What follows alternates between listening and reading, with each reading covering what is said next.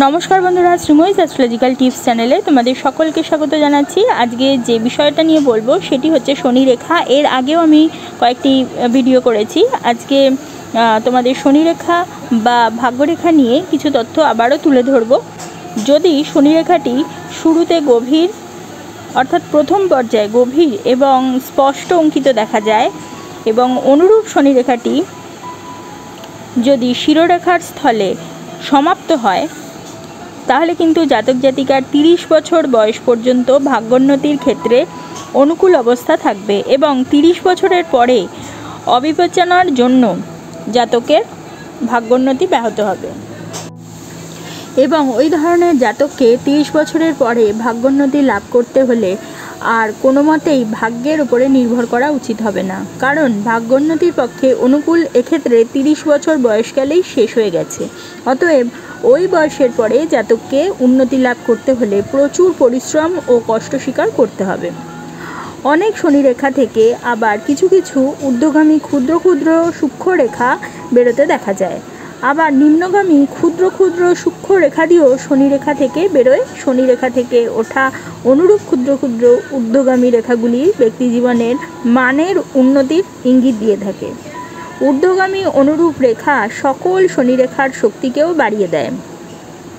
অতএব ব্যক্তি জীবনের যে বয়সে শনি রেখার যে অংশে অনুরূপ ক্ষুদ্র ক্ষুদ্র সূক্ষ্ম উচ্চগামী রেখাদি দেখা যায়, জীবনের ওই সময়ে জাতক বা জাতিকা আশা আকাঙ্ক্ষা দ্বারা উদ্দীপ্ত হয়ে থাকে এবং জীবনের ওই সময় অপেক্ষা ওই বয়সক্রমকালে জাতক বিশেষ কৃতিত্ব অর্জন করে থাকে। আর যে বয়সে শনিরেখার যে অংশে নিম্নগামী ক্ষুদ্র ক্ষুদ্র সূক্ষ্ম রেখাদি দেখা যায়, জাতক জাতিকার জীবন ওই সময় দুঃখ কষ্ট ও হতাশায় পূর্ণ হয়। এর ফলে তার পক্ষে ওই সময়ে উন্নতি করা ভীষণ শক্ত হয়ে দাঁড়ায়।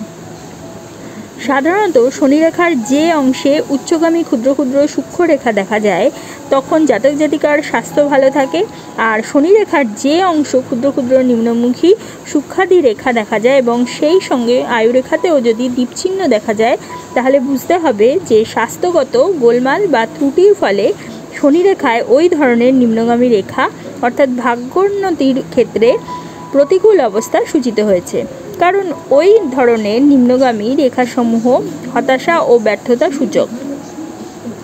যদি শনিরেখায় ওই ধরনের নিম্নগামী উপশাখাগুলি দেখা যায় এবং শিরোরেখার অথবা হৃদয় রেখায় যদি ওই বয়সে দীপচিহ্ন থাকে তাহলে বুঝে নিতে হবে যে মানসিক গোলযোগ বা হৃদরোগজনিত কারণে উক্ত জাতক জাতিকার ভাগ্যোন্নতি ওই বয়সে বাধাপ্রাপ্ত হয়েছে।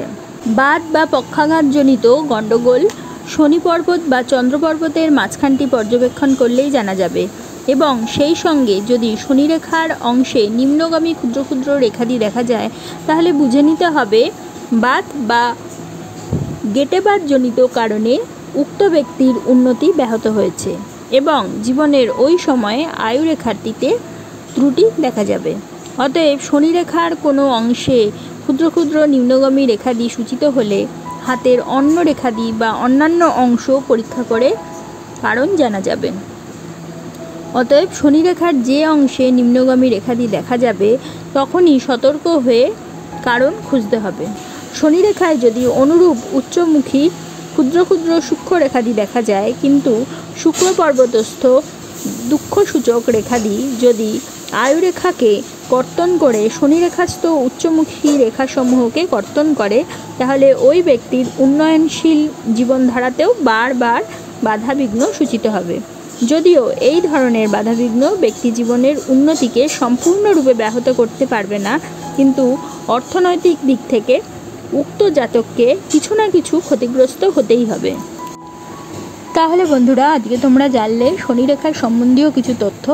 যদি তোমাদের আমার এই ভিডিওটা ভালো লাগে তাহলে অবশ্যই একটা লাইক করে দিও, তোমাদের পরিচিতদের মধ্যে শেয়ার করে তাদের জানার সুযোগ করে দিও এবং যারা এখনও পর্যন্ত আমার চ্যানেলটা সাবস্ক্রাইব করোনি অবশ্যই সাবস্ক্রাইব করে রেখো এবং পাশে থাকা বেল আইকনটি প্রেস করতে কিন্তু একেবারেই ভুলো না। তাহলে প্রত্যেকে ভালো থেকো, প্রত্যেককে ভালো রেখো। পরবর্তী ভিডিওতে আবার চলে আসবো, ততক্ষণের জন্য সকলকে ধন্যবাদ। নমস্কার।